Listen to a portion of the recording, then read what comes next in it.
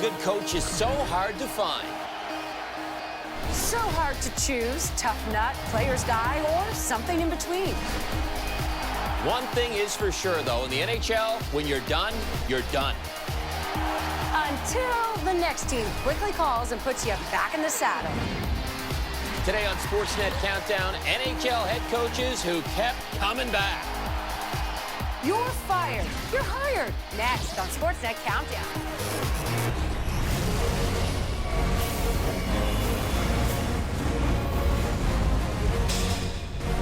Hey everyone, welcome to SPORTSNET Countdown. I'm Ken Reid. And I'm Evanka Osmak. It is one of the oldest cliches in hockey and pro sports, really. Coaches are hired to be fired. And some of them get fired a lot.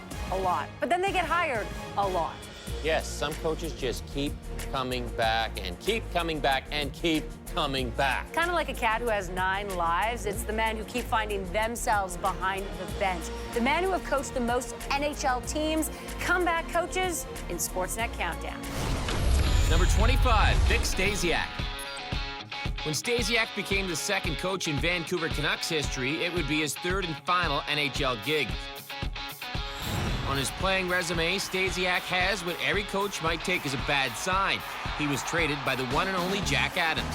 Pass out to Stasiak, who scores at close range. In between stints as a Red Wing, Stasiak was part of the famous Boston Bruins all-Ukrainian Uke line, alongside Bronko Horvat and Johnny Busen.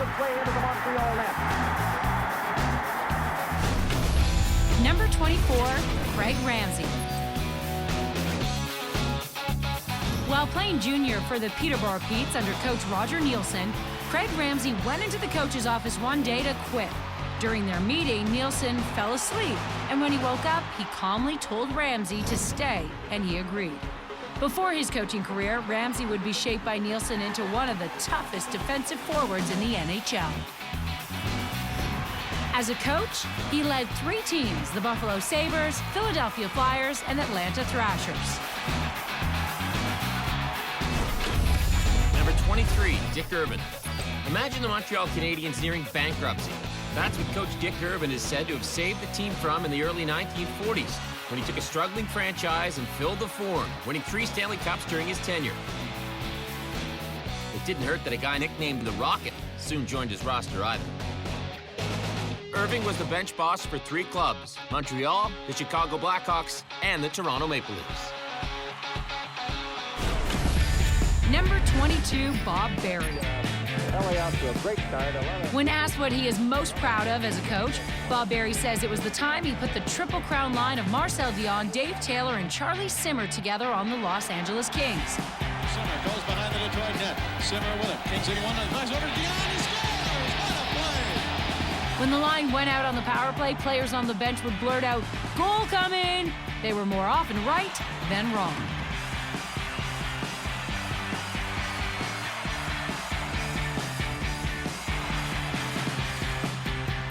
After his time with the Kings, he went on to lead 3 other clubs, the Montreal Canadiens, Pittsburgh Penguins, and St. Louis Blues. Oh, he's mad. He went for 2 points. This is the second stick now. Number 21, Johnny Wilson. Well, ask Johnny Wilson, what does this team have to do today? He says just outwork Boston. It's simple as that. Johnny Wilson had homes in different area codes, coaching 14 teams over 14 years, including senior men's hockey, college, AHL, international hockey, and the WHA. As a player, he was part of the package used to move Eddie Shack to the Leafs from the Rangers. Brother Larry also coached in the NHL, and you may have heard of his nephew, Ron. Number 20, Brian Sutter. When Brian Sutter coached the Boston Bruins, Don Cherry said that if Brian had dressed, he would have been their toughest player. Sutter once said, "When we played, you wanted to beat the crap out of your brother to show your teammates you wanted to win." I should say major penalty. As a coach of 4 NHL clubs, he spent plenty of time in the old Chuck Norris division with the Blues for 4 years and the Blackhawks for 3. He also coached the Flames and Bruins. 21. One thing the Wings wanted to do is they wanted to get back on track. Number 19, Jim Schoenfeld. Schoenfeld may be best known for his altercation with referee Don Koharski, in which he called the ref a fat pig and told him to have another donut. Schoenfeld was the head coach of 4 teams: the Devils, Capitals, Sabres, and Coyotes.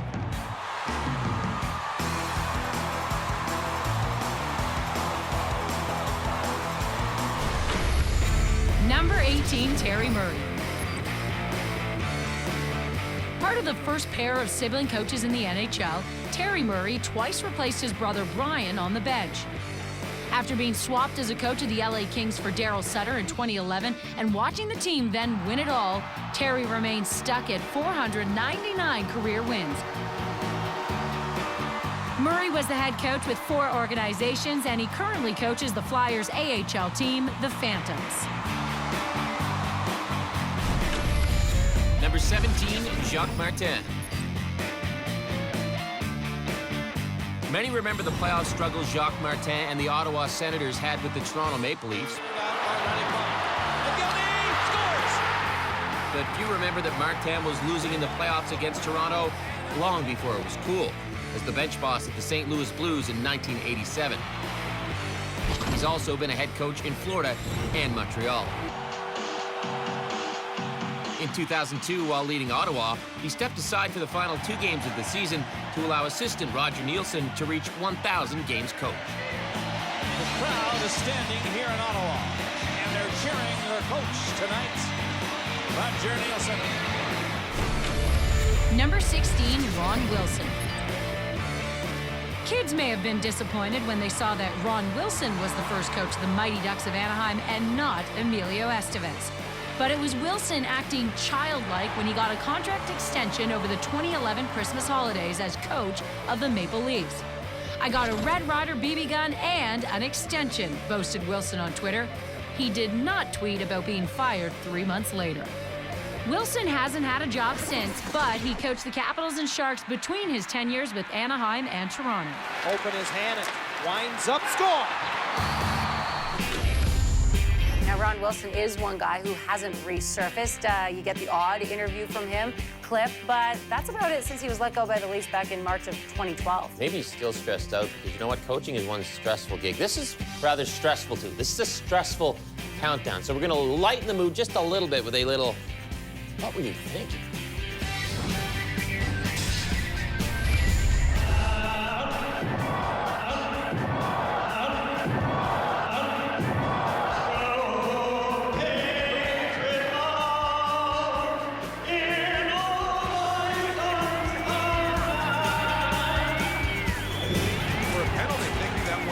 Over the glass, and he scoops it up and over.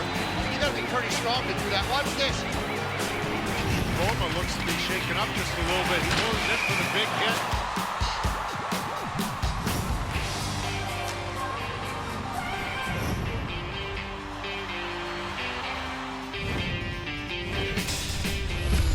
We have got our first break coming up on Sportsnet Countdown. Top 15, though, still to come. Osmak, have you ever been fired from a job? Have you ever told a group of men to get the pucks in deep? No. Are you in any halls of fame? No. Then you have nothing in common with the men we are about to check out in the top 15 when Sportsnet Countdown continues.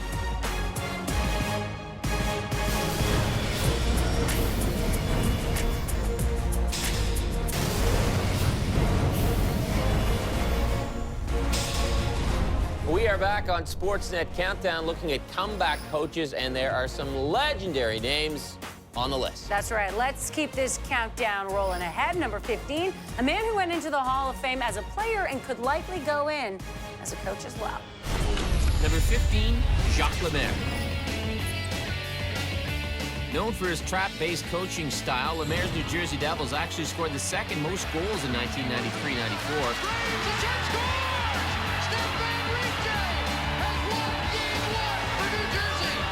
He was the head coach of the Devils on 2 separate occasions, each time getting pulled back in by the Godfather, Lou Lamoriello.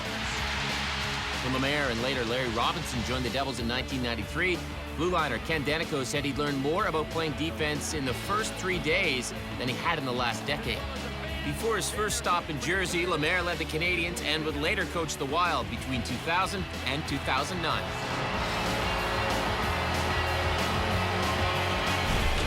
Number 14, Mark Crawford.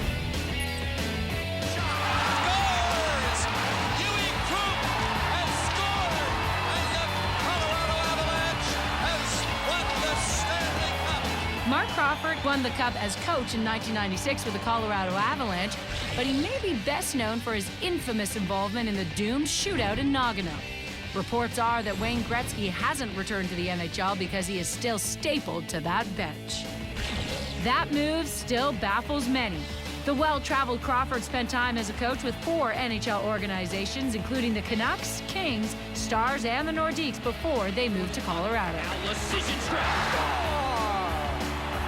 deflected puck en route over the right shoulder of Ole Kolzig, and the Nordiques take a 2-1 lead. Number 13, John Muckler. Muckler was an assistant coach during the Oilers dynasty of the 1980s, and he won a cup as their head coach in 1990. The Edmonton Oilers, Stanley Cup champions, 1990. But the best team Muckler was ever a part of was the 1987 Canada Cup champion Canadian squad. He was an assistant coach. He called that team the best team ever. Still, his confidence in the Oilers was sky high. As he said, at the start of the 80s, passing the puck the width of the ice in your end zone was a no-no. But we did. Murphy 1 chance, Murphy 2 chances, and it's in. Muckler saw time with 4 NHL teams: the Oilers, Minnesota North Stars, Sabres, and Rangers.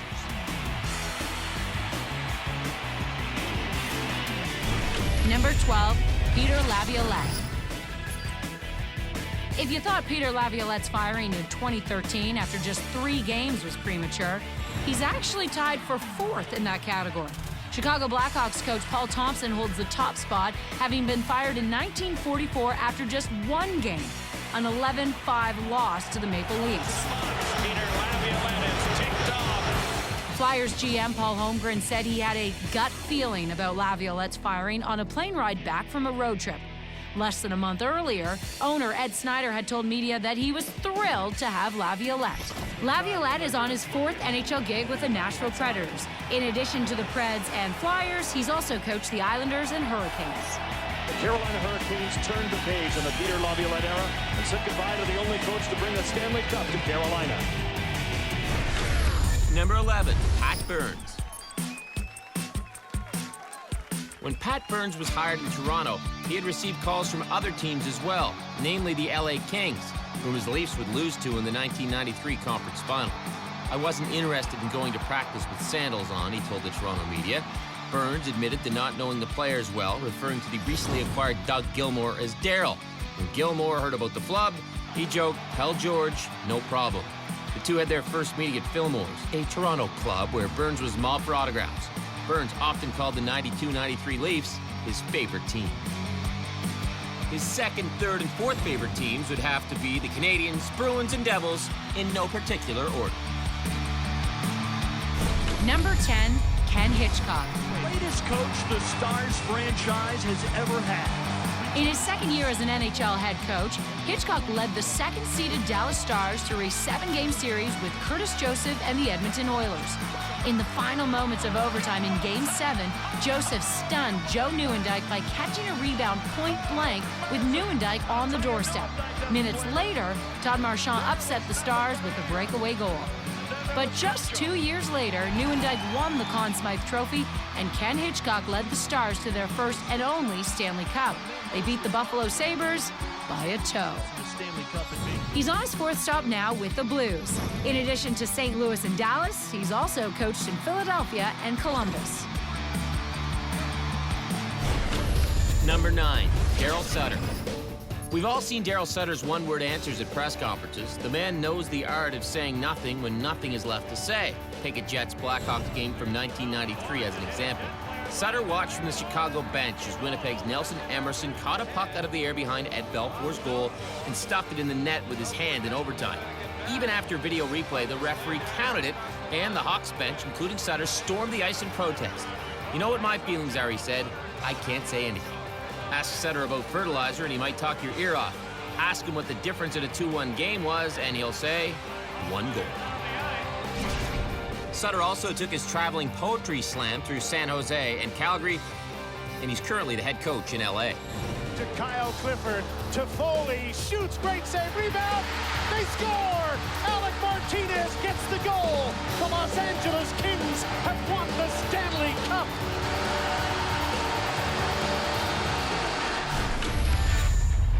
Number 8, Rick Bowness. Rick Bowness was the Ottawa Senators' first coach, and he promptly led them to a 10-70-4 record and 3 straight last-place finishes.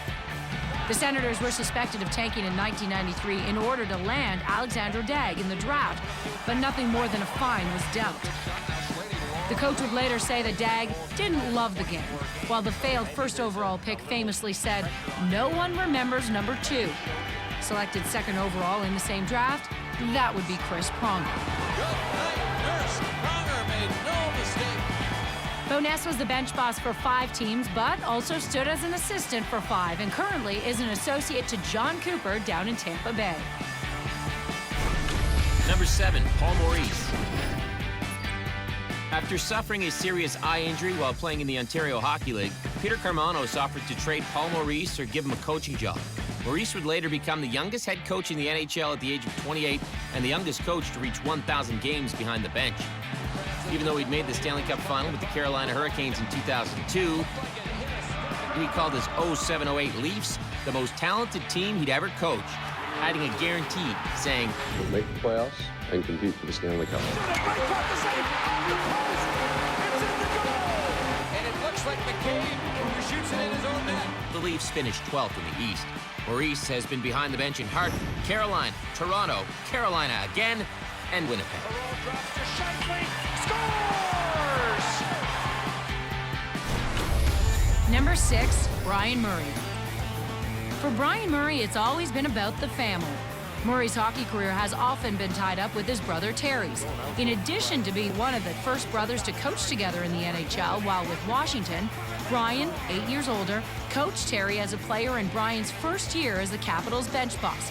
Meanwhile, Brian's nephew Tim, now GM of the Buffalo Sabres, followed him through Detroit, Florida, Anaheim, and Ottawa.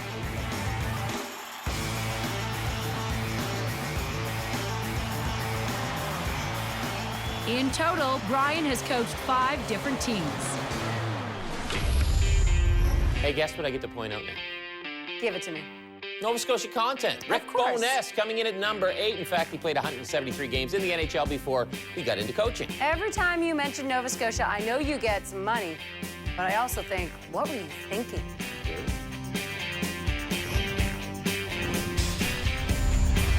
Hold on, just let me. Let me do it. Would you just stop? Just let me. Okay, I got this. King's just trying to gain territory. Yeah, it skipped once. Watch how high this bounces. It goes right. That's a water bottle goal. Can I get some help from Mike Hassan, our director? Where's the puck? Hey, you talk about rebound control. That's rebound control. Try a little dance right here to shake it loose. Ants in your pants, huh? There it is. Hey. You got it.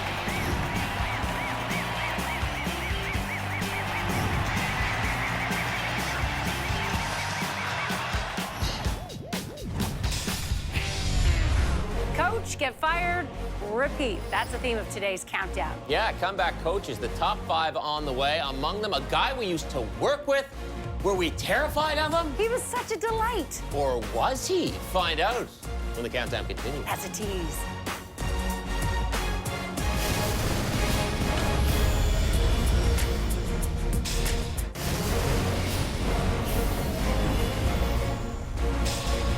Coaches are hired to be fired. Sure, it's a cliche, but it's a cliche because it's true. You know why the coaches, though, in our countdown keep getting job after job? Because they are that good at their job. Yeah, it's time for the top 5, and at number 5, we're going to check out the man who was the last man to be the head coach of a Canadian team that actually won a Stanley Cup. Number 5, Jacques Demers. The Red Wings are an extension of Jacques Demers' personality. Before the Ken Holland era, Jacques Demers was bringing respect back to the winged wheel. The first coach to win back-to-back Jack Adams Award, Demers was the man who named Steve Yzerman captain of Detroit when Yzerman had yet to silence his critics. Demers had quit hockey when the Montreal Canadiens came calling. Then, at the beginning of the 92-93 season, he told the Habs that they would surprise the world that year and win the Stanley Cup, which they did. In all, he has led 5 teams. Number 4, Pat Quinn. Everyone remembers Pat Quinn's hit on Bobby Orr in 1969, but you may not have heard of what happened afterwards in an Irish pub in Boston. That night, Quinn walked into a pub to grab some beer for his team on their return trip and realized too late he was in a predicament. The room went quiet, and he was surrounded 6 deep by Bostonians. Quinn thought this was the end. Hands reached out for him, but only to pat him on the back. Being an Irish Catholic in a Boston pub saved him from God knows what. Having survived that ordeal, Quinn went on to coach 5 clubs over 30 years.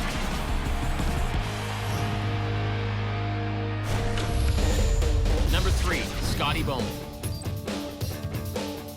The accomplishments of Scotty Bowman are endless, but one stands out as having changed hockey forever. As coach of the expansion St. Louis Blues in the late 60s, his teams beat up the Philadelphia Flyers in consecutive playoffs, prompting Flyers owner Ed Snyder to vow that his teams would never get pushed around again. His 9 Stanley Cups as a coach are the most in history, his first coming in 1973 and his last in 2002. Toe Blake once told him tired players make mistakes, and afterwards Bowman became one of the only coaches to have his teams practice line changes, doing so with 5 teams: the Blues, Canadiens, Sabres, Penguins, and Red Wings. Number 2, Roger Nielsen. The same man who was nicknamed Captain Video couldn't tell a calculator from a remote control and once identified a microwave as a television. Still, his grasp of the rules was second to none.